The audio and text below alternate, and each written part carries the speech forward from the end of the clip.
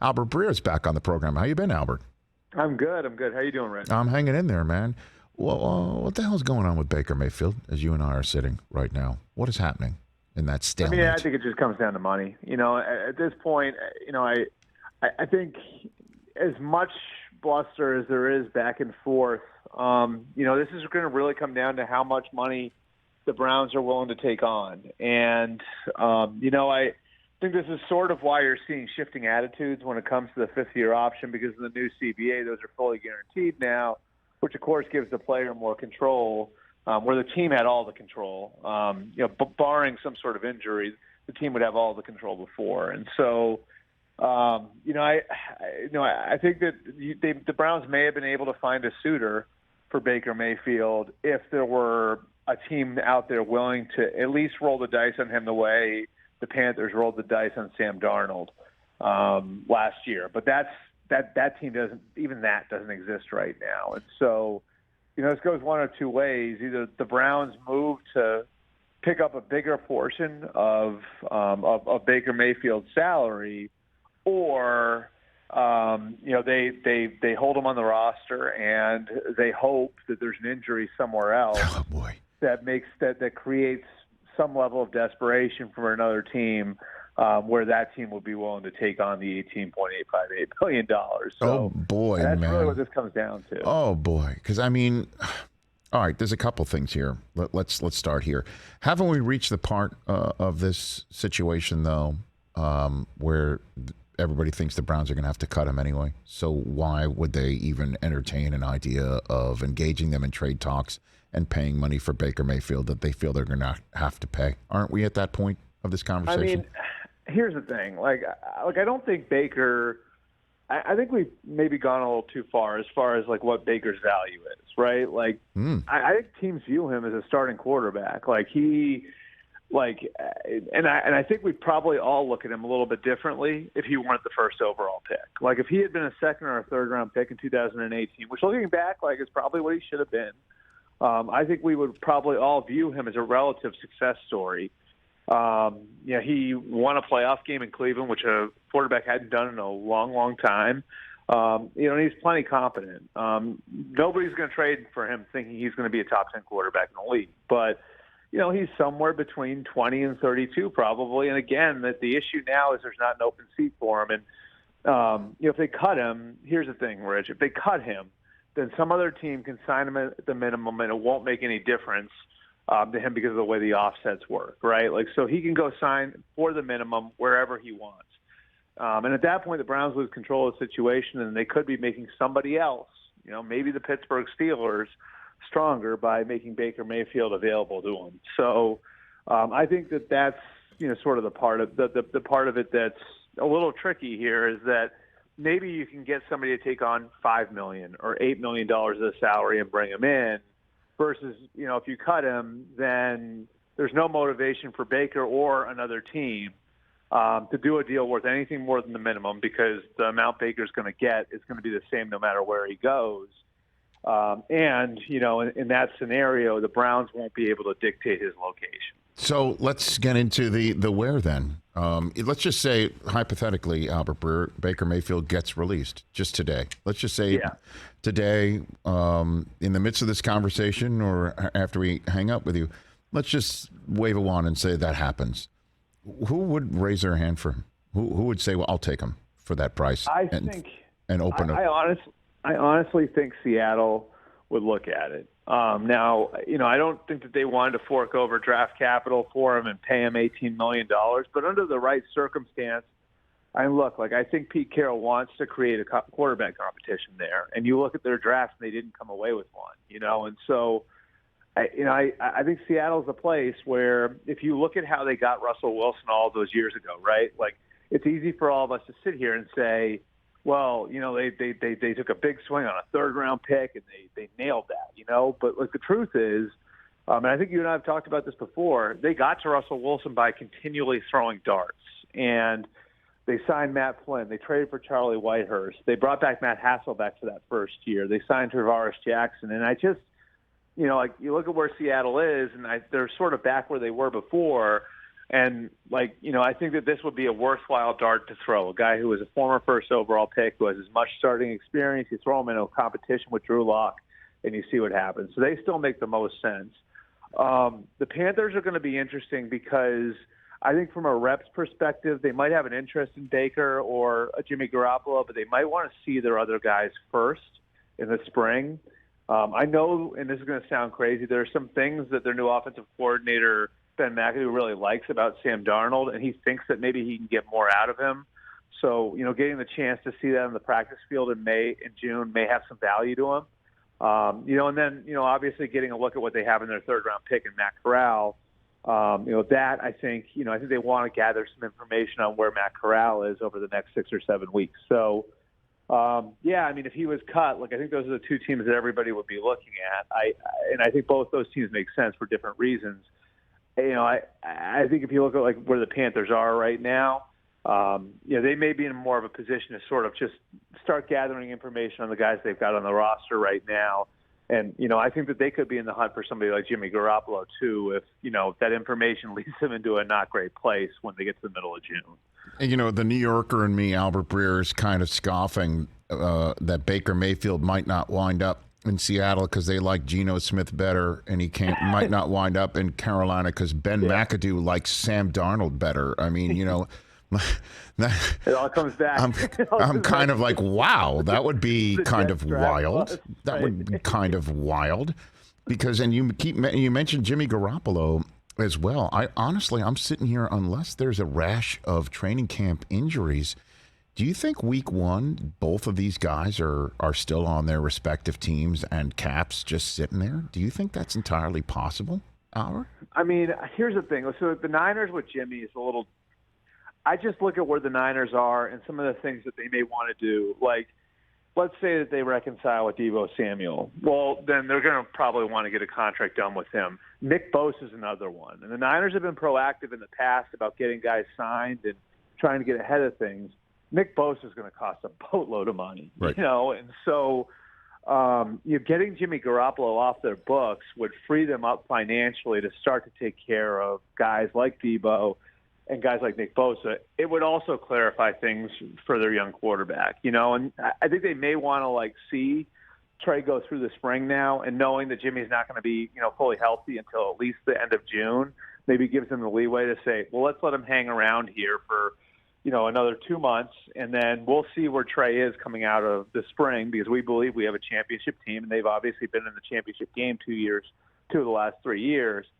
But I could certainly see a scenario where, but I certainly think that by the time we get to the end of June, if Trey Lance is where they hope he's going to be 2 months from now, or a little under 2 months from now, then there would be a motivation to try to move Jimmy then, especially if he can demonstrate to another team that he can throw at that point. So, and then, I think I think with the Browns and Baker, there's part of me that thinks this has to come to a head at some point, Rich. I think there's going to be enough swirling around this team, and rightfully so, over the course of the next 4 or 5 months. They don't need to create more awkwardness, and so I think it's easy to do it now, and to hold on to them now when we're, in the middle of May. I think it's another thing to have them on your roster when you get to training camp, based on everything else that's going to be going on with the team and everything else that's going to be swirling around as a result of trading for Deshaun Watson. So, if I look at the two situations, I think it would be a little bit more awkward for the Browns to hold on to Baker than it would be for the Niners to hold on to Jimmy, because beyond anything else, the Niners have already sort of demonstrated that they can handle that sort of awkwardness. It's just financially, I think that would be good for them to have the flexibility to go and take care of, Deebo if they can reconcile with him, and then Nick Bosa too. So what is the latest with Deebo Samuel? Because it looks like did he refollow the 49ers on his Instagram? I can't keep track anymore, man. Do now, right? Is that how we communicate with each other? He refollowed them. I think I'm getting that right. So what's the latest thing? I mean, I could tell you, the Niners have been very careful about how they've handled this, and they've done their best to try and handle this, I think, in the most respectful way possible. And the messaging coming out of there is how badly they want him back and how important he is to their team. And, I think, in the same way, I think Deebo is forthright that this is not just about money. And I hesitate to say it's got nothing to do with money because, I've learned over the years it always has something to do with the money. But I mean, like Deebo has made it very clear to them, the role is an issue and how he sees himself as a player. He sees himself as a receiver. He was second in the NFL in receiving yards halfway through last year. By the end of the year, he was the third wheel in the passing game behind Kittle and Ayuk. And the longevity issue of playing the way that they played him last year, like those are real things for him. And so, I can tell you the Niners are working hard to get through that. And they would like to re-sign him and keep him there and have him, as part of, an offense with Trey Lance, as a starting quarterback, presumably this year. I think for right now, it's an unpredictable situation because it's one of these where you can't just throw money at the problem and think that it's going to be fixed. Well, I mean, you just used the word presumably in regards to Trey Lance being a starter. And I'm how many times I keep hearing this over and over and over again. Yeah. Why do we think he's not ready yet? What is that drumbeat, that constant subtext that I keep hearing about Trey Lance? That I don't know. Is it people who are trying to make it seem like the Niners never knew what they were doing by trading all the way up for Trey Lance? Here's what I think. What's going on, Rich? The more I've sniffed around this over the last 3 or 4 months, my belief is that they feel confident they can put Trey Lance out there, right, and he can start. Can he run Kyle Shanahan's offense, the full breadth of Kyle Shanahan's offense? That's the question.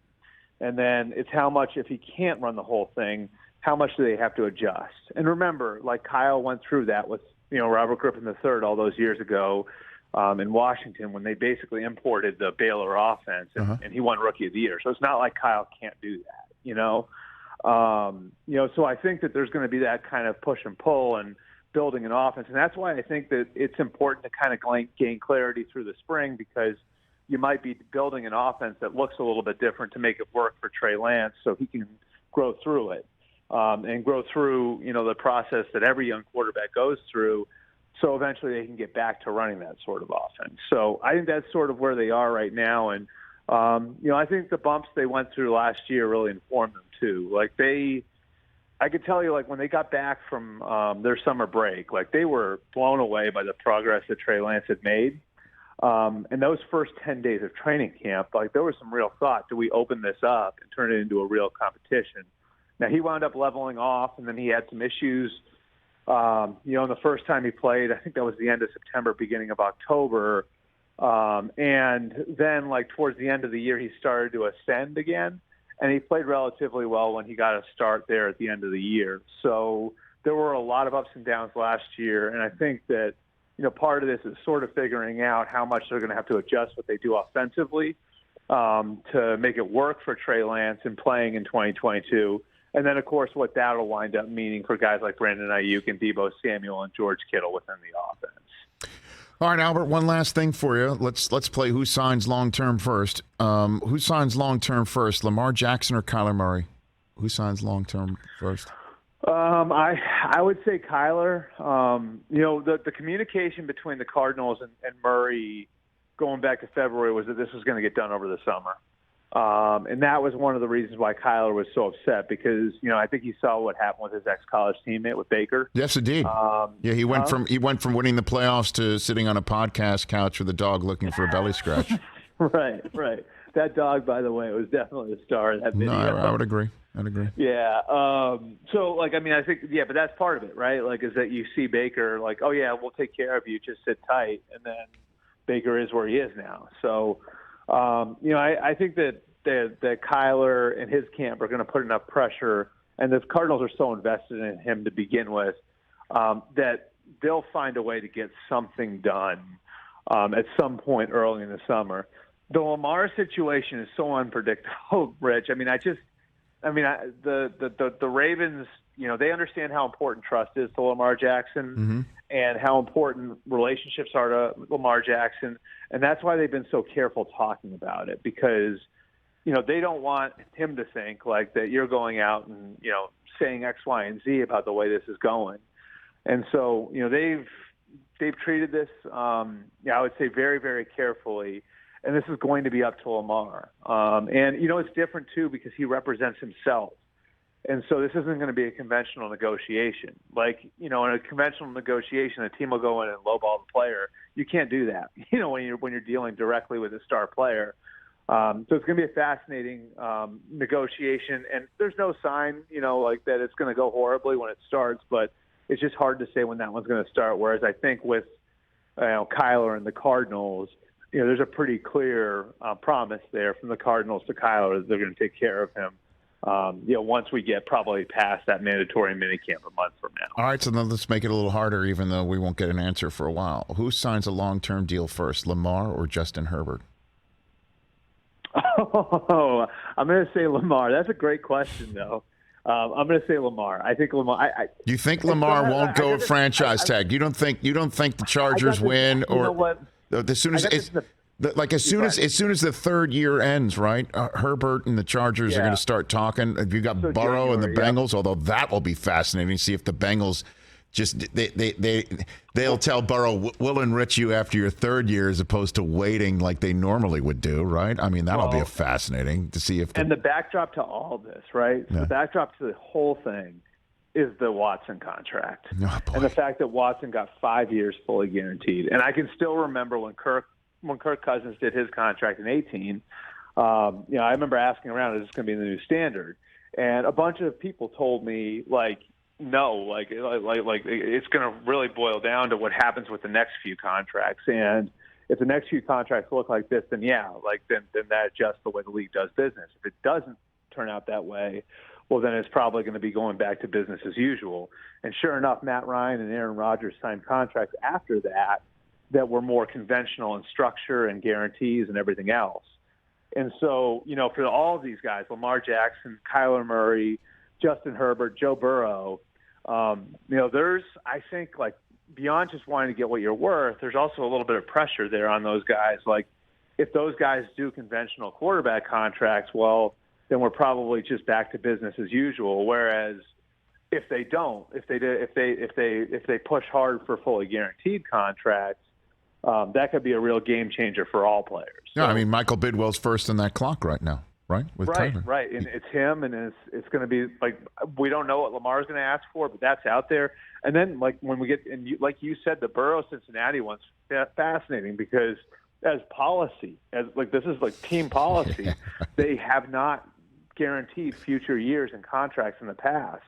And so what happens now if Joe Burrow comes to them, and he'd have every right to do this because he's already got them to a Super Bowl, and says, "I'm not signing anything that doesn't guarantee every dollar," And I think it's going to. I think there are a few of these that are going to be really fascinating where there's pressure on the players, and in some cases, like I said, like the Burrow Cincinnati example, where the players, may actually ask teams to drastically change their own precedents. It can be really, really interesting to follow over the next, I'd say 12 months or so. Albert, you're the man. Thanks for the time. You be well. We'll connect again real soon. Thanks again. Awesome. Thanks, Rich. Look for my number. Always good. Look for my number. Albert Breer, at Albert Breer. I follow him. You should as well. Right here on the Rich Eisen Show.